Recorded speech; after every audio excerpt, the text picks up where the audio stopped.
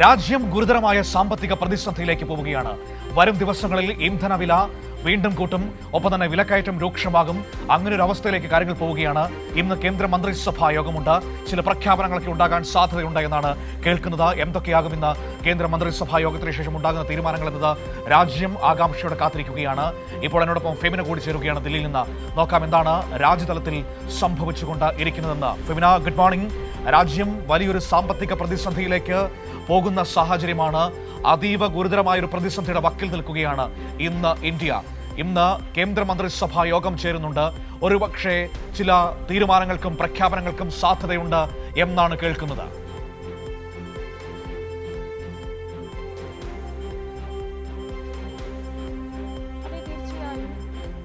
രാജ്യം വലിയൊരു സാമ്പത്തിക പ്രതിസന്ധിയിലേക്കാണ് കടന്നു പോകുന്നത് എന്നതാണ് പുറത്തുവരുന്ന റിപ്പോർട്ടുകളെല്ലാം.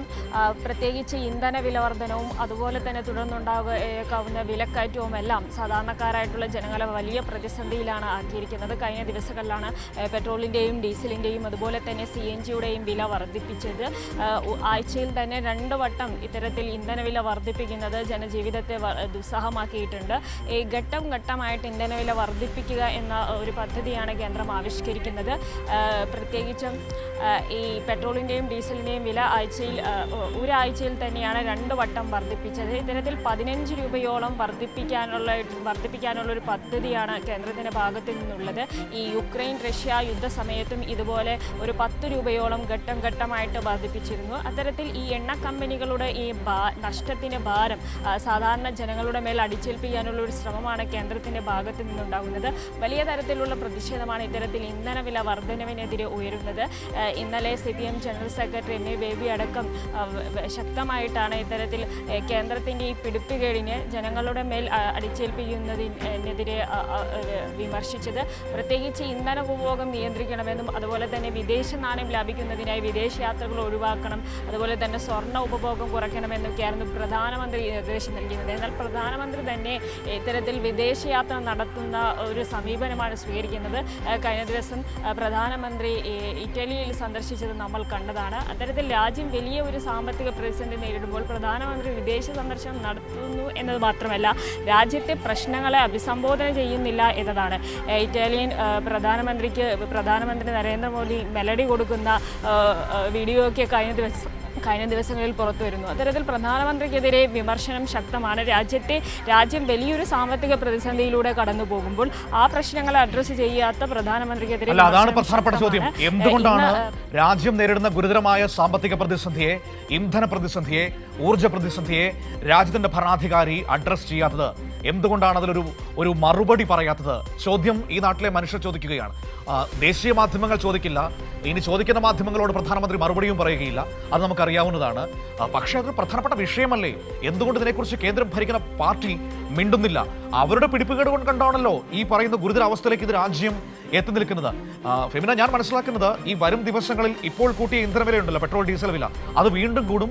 അതിന് പുറമെ നമ്മുടെ വീട്ടാവശ്യങ്ങൾക്ക് ഉപയോഗിക്കുന്ന പാചകവാതകന്റെ സിലിണ്ടറിന്റെ വിലയും കൂടുമെന്നാണ് ഇപ്പോൾ എണ്ണക്കമ്പനികളുമായി അടുത്ത് നിൽക്കുന്ന വൃത്തങ്ങൾ പറയുന്നത്. വരും ദിവസങ്ങൾ കൂടുതൽ രൂക്ഷമായ അവസ്ഥയിലേക്ക് നമ്മളെ എത്തിക്കും.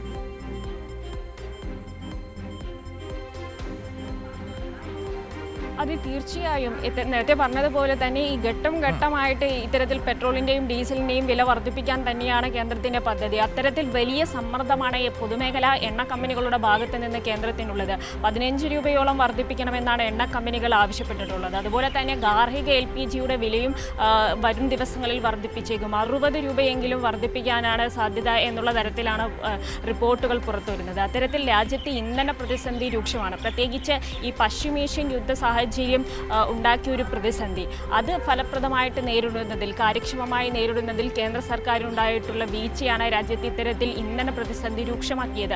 ഇത് മുന്നിൽ കണ്ട് ഈ പശ്ചിമേഷ്യൻ യുദ്ധ പ്രതിസന്ധി ഉണ്ടാക്കിയ പ്രതിസന്ധി മുന്നിൽ കണ്ട് വേണ്ടത്ര ഈ എണ്ണ സംഭരണം നടത്തുന്നതിലൊക്കെ കേന്ദ്ര സർക്കാർ പരാജയപ്പെട്ടു. പ്രത്യേകിച്ച് ഈ അമേരിക്കയോട് അടിയറവ് പറഞ്ഞുകൊണ്ട് നേരത്തെ ഇന്ത്യ എണ്ണ വാങ്ങിയിരുന്ന റഷ്യ അതുപോലെ തന്നെ ഇറാൻ തുടങ്ങിയിട്ടുള്ള രാജ്യങ്ങളിൽ നിന്ന് ഇന്ത്യ എണ്ണ വാങ്ങുന്നത് നിർത്തി. ഇതെല്ലാമാണ് രാജ്യത്തെ ഇന്ധന പ്രതിസന്ധി രൂക്ഷമാക്കിയത്. പല കപ്പലുകളും എണ്ണക്കപ്പലുകളും ഹോർമോസ് കടലിടുക്കിൽ കുടുങ്ങിക്കിടക്കുന്ന ദിവസങ്ങളോളം കുടുങ്ങിക്കിടക്കുന്ന അവസ്ഥയുണ്ടായി. ഇതെല്ലാം രാജ്യത്തെ ഈ ഇന്ധന വിതരണത്തിൽ വലിയ പ്രതിസന്ധിയാണ് ഉണ്ടാക്കിയത്. എന്നാൽ കേന്ദ്ര സർക്കാർ തെരഞ്ഞെടുപ്പ് മുന്നിൽ കണ്ടുകൊണ്ട് ഈ വിഷയങ്ങളെ അഡ്രസ്സ് ചെയ്തില്ല.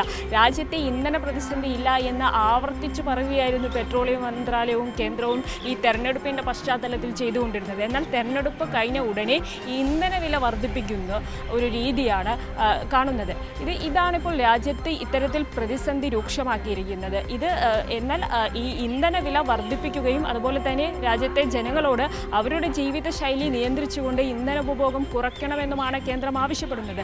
അതേസമയം പ്രധാനമന്ത്രിയും മറ്റുള്ള മന്ത്രിമാരുമെല്ലാം ഇത്തരത്തിൽ ഇന്ധന ഉപഭോഗം കുറയ്ക്കണമെന്നുള്ള നിർദ്ദേശങ്ങൾ നൽകിക്കൊണ്ട് പൊതു ഗതാഗതം പ്രോത്സാഹിപ്പിക്കണം തുടങ്ങിയിട്ടുള്ള നിർദ്ദേശങ്ങൾ നൽകുന്നുണ്ട്. പക്ഷേ ഇത് എത്രത്തോളം പ്രായോഗികമാണ് എന്ന തരത്തിലുള്ള ഒരു ചർച്ചകളോ അതിനു വേണ്ടിയിട്ടുള്ള കാര്യങ്ങളോ ചെയ്യുന്നതിൽ കേന്ദ്ര സർക്കാർ പരാജയപ്പെടുന്നു എന്നുള്ളതാണ് വസ്തുത.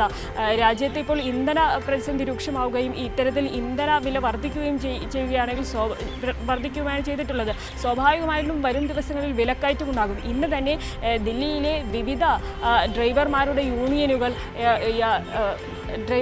യൂണിയനുകൾ ഇപ്പോൾ പണിമുടക്കിന് ആഹ്വാനം ചെയ്തിട്ടുണ്ട്. ഇന്നു മുതൽ 3 ദിവസത്തെ പണിമുടക്കിനാണ് അവർ ഈ ഇന്ധന പ്രതിസന്ധിയുടെ പശ്ചാത്തലത്തിൽ ആഹ്വാനം ചെയ്തിരിക്കുന്നത്. ദില്ലിയിൽ ഒരുപക്ഷെ പൊതുഗതാഗത മേഖല പൂർണ്ണമായും സ്തംഭിക്കുന്ന ഒരു അവസ്ഥയാണ് ഉണ്ടാകുന്നത്. കാരണം ഈ ഇന്ധന പ്രതിസന്ധി അവരുടെയൊക്കെ വരുമാനത്തെ അല്ലെങ്കിൽ അവരുടെയൊക്കെ നിത്യജീവിതത്തെ ദൈനംദിന ജീവിതത്തെ പ്രതികൂലമായിട്ടാണ് ബാധിച്ചിരിക്കുന്നത്. എന്നാൽ ഈ സാധാരണക്കാരായിട്ടുള്ള മനുഷ്യരുടെ പ്രശ്നങ്ങളെ അഡ്രസ്സ് ചെയ്യുന്നില്ല. മറിച്ച് എണ്ണ കമ്പനികളുടെ നഷ്ടത്തെ സാധാരണക്കാരുടെ മേൽ അടിച്ചേൽപ്പിക്കുന്ന ഒരു പ്രവണതയാണ് അല്ലെങ്കിൽ അടിച്ചേൽപ്പിക്കുന്ന ഒരു രീതിയാണ് കേന്ദ്ര സർക്കാർ സ്വീകരിക്കുന്നത്. ശരി, നമുക്ക് കാത്തിരിക്കാം ഇനി എന്താണ് സംഭവിക്കാൻ പോകുന്നതെന്ന്. ഇന്ന് കേന്ദ്ര മന്ത്രിസഭാ യോഗമുണ്ട്. ആ മന്ത്രിസഭാ യോഗത്തിന്റെ തീരുമാനം എങ്ങനെയായിരിക്കും എന്നതാണ് ഇപ്പോൾ നമ്മൾ കാത്തിരിക്കുന്നത്. ഓക്കെ, താങ്ക് യു ഫെമിനിയാണ് നമുക്ക് ദില്ലിയിൽ നിന്ന് ഇക്കാര്യങ്ങൾ വിശദമായി സംസാരിച്ചത്.